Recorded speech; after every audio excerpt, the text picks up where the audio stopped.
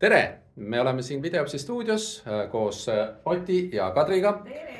Filmime parasjagu ühtesid bioloogia videoid gümnaasiumile ja lisaks meile võiks siin olla veel ka Martin, kes tavaliselt istub seal ja filmib. Üritame täna ilma temata hakkama saada ja räägime teile siit kaadri tagant, kuidas neid videoid teeme, miks me neid teeme ja kuidas see mõte tuli, et neid teha. Panen kaamera kohe sihukesesse kohta, kus me saame rahulikumalt rääkida. Kust meil siis see mõte tuli, et bioloogia videoid teha?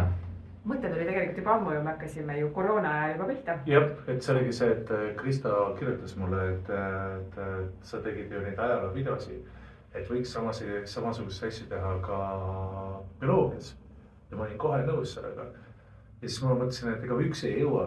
Ja siis ma kirjutasin Kadrile, et kas tahab kampa tulla ja Kadri oli kohe nõus. Ja siis me hakkasime ju mõtlema, et kust me raha saame selle jaoks ja siis me vaatasime Kikki, et teha keskkonnateemalisi videosid. Ja siis me ju hakkasime selleks oma osalust korjama läbi Hooandja, nii et esimesed videod ju keskkonnateemaliselt oli meil ju Hooandjalt. Just, Kikist ei saanud raha, aga saime Hooandjast raha, head inimesed toetasid ja esimest 4 videot. Kõigile. Just, et 4 esimest videot oligi keskkonnateemalised ja mis olid väga põhjalikud. Ja nüüd siis tuli nutikaõppe meetmest selle bioloogia esimese gümnaasiumikursuse jaoks rahastus, et aitäh Euroopa Liidu maksumaksjale. Aga miks selliseid videoid bioloogias vaja on või kuidas bioloogiaõpetaja võiks neid kasutada? No inglise keeles on hästi palju, aga see ongi probleem, et inglise keeles on ja päris tihti neid ei ole, subtiitrid ei ole ja siis on raskesti aru saadav.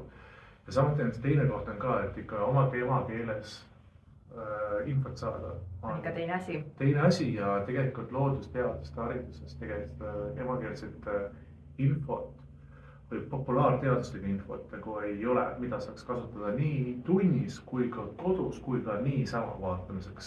Just. Ja samaseks need videod ju pakuvad meile võimalust, et me saame hoopiski mitmekesisemaid meetodeid tundides kasutada, et me saame anda neid videosid kordamiseks või me saame neid anda iseseisvaks õppimiseks ja tunnis hoopis tegeleda palju rohkem praktilisemate asjadega, milleks meil tihtipeale me ju ütleme, et meil ei ole aega sellepärast, et me peame seda teooriat õppima. Just, et see näiteks ümberpööratud klassiruum, eks ole, mis võimaldab siis tunni aega praktilisemalt sisustada. Et selliseid võimalusi annavad need videod väga palju meile juurde. Eriti veel on see koht, et kui õpilane näiteks kodus on ja siis ei saanud millestki asjast aru, saab alati video panna pausile ja korraks minna tagasi ja vaadata, et mida nad nüüd ütlesid, et mis see teema oli, see tahan uuesti seda korrata. Et kordamiseks on nii kaarne.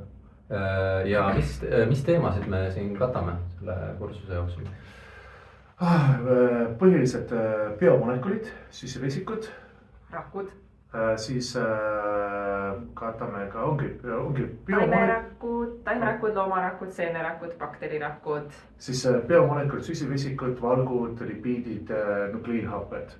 Samuti need on 4 nagu põhilist teemat. Ja siis tuleb meil veel ka mikroskoopimisest üks teema. Siin näeb natuke praktilisema vaatega. Ja siis on see ka, et nagu sissejuhatavad tunnid, kuidas elusloodust uuritakse. Millised on elutunnused? Just, mis on veeomadused ka, kationid, anionid. Et nagu, mida käsitletakse tavaliselt praeguse õppekava järgi esimeses kursusel bioloogia, gümnaasium bioloogias.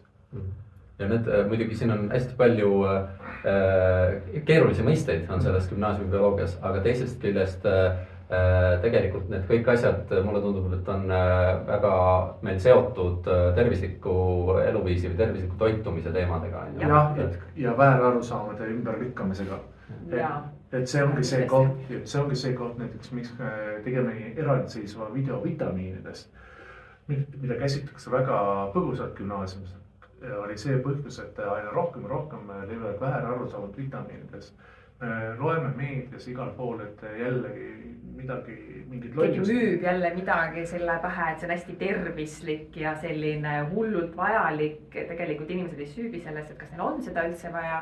Või teevad sellega hoopis endale kahju. Täpselt ja eks me sellest ka natukene lähtume enda videodes, et mis meid ennast hetkel just nagu puudutab või kuidagi. Jah, mis kõnetab ja just, et ongi see, et tekiks teadmine või arusaam ka sellest nagu, et nagu mingisugune, et nagu, et mis need asjad on. Muidugi me ei suuda kõike käsitleda.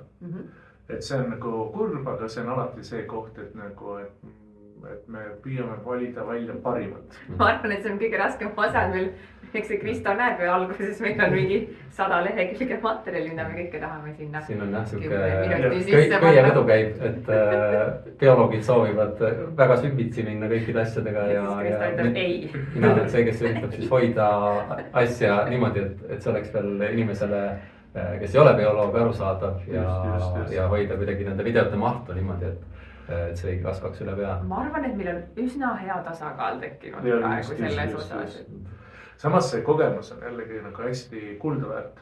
Nagu ennem Kristole ütlesin ka, et mida rohkem ma nagu siin neid videosid teen, seda rohkem ma tunnen kassi ees paremini. Mitte paremini. Ma oskan paremini seletada, et tänu selle kogemusele ma olen muutunud paremaks õpetajaks enda arust. Et ma oskan lihtsamate sõnadega seletada asju lahti niimoodi, et kõik õpilased, muidugi ma ei saa öelda kõik, aga enamik õpilased saavad aru, mida ma püüan klassi ees rääkida.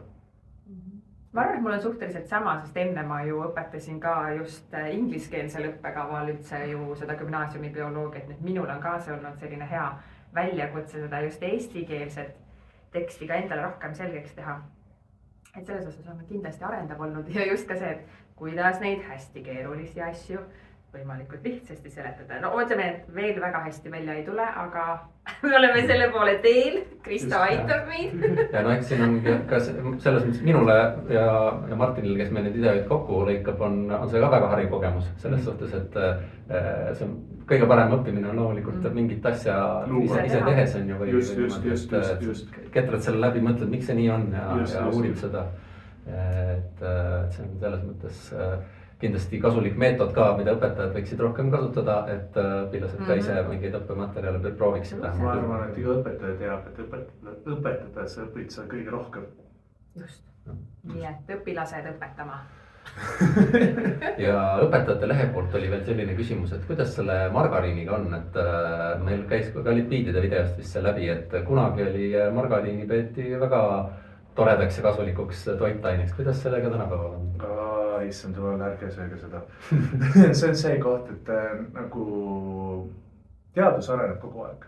Toiduainetööstus areneb ka kogu aeg. Ja me õpime, saame teada infot toiduainete kohta nagu igapäevaselt. Et aina rohkem ja rohkem saame midagi uut teada. Mis kunagi arvati, mis on kasulik. Nüüd tänapäeval saame aru, et ei ole kasulik. Vanasti arvati ka mingi radioaktiivne kiiritus silma oli ka kasulik. Võttis valu ära, lausa silmaga. Aga nüüd me tänapäeval teame, et see ei ole kasulik. Ja margariin on samamoodi nagu, et ta on kuigi transrasvadega nagu on see, et mis arvati, et nagu kunagi on kasulikud. Et nüüd on aru saadud, et ei ole. Ja aga muuta neid müüte, muuta neid arusaama, et mis asi on kasulik ja mis ei ole inimesele, on hästi aeglaselt võtab hästi palju aega. Sest see idee, et see on kasulik, on meil nagu tükk aega nagu pähe tambitud, siis on sööbinud kinni nagu ja öelda nüüd järsku, et nagu see ei ole kasulik, siis nagu mida kuradi, et ma olen 10 aastat juba kuhu seda ja, sest see läheb juba vastuolu sinu isiklike uskumustega, see on juba nii-öelda sellest läbi imbunud ja seda muuta on ikka keeruline, et aga eks me ikka siin sama.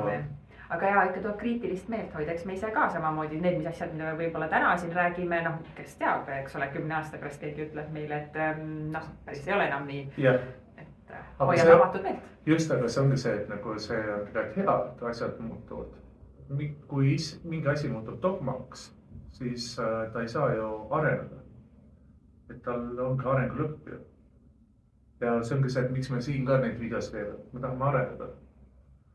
Ja me tahame teisi ka arendada. Sügava mõtteline. Nii et vaadake videopsühholoogia videoid. Ja arenege ja hoidke ennast arenemas. Regressa ka areng. Taantareng on ka areng, jah.